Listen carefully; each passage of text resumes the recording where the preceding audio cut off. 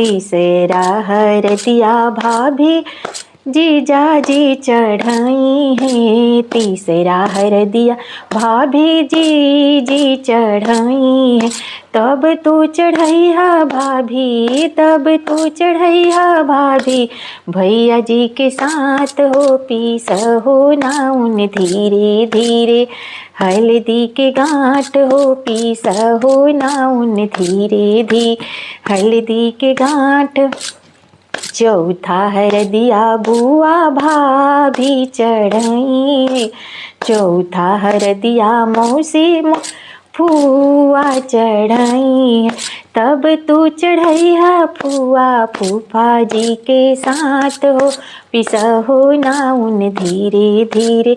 हरदी के गांठ हो पीस हो नाउन। तब तू चढ़ैया मौसी मौसा जी के साथ हो पिस हो नाउन धीरे धीरे। हरदी के गांठ हो पीस हो नाउन धीरे धीरे। हरदी के गांठ हो पिस हो नाउन धीरे धीरे।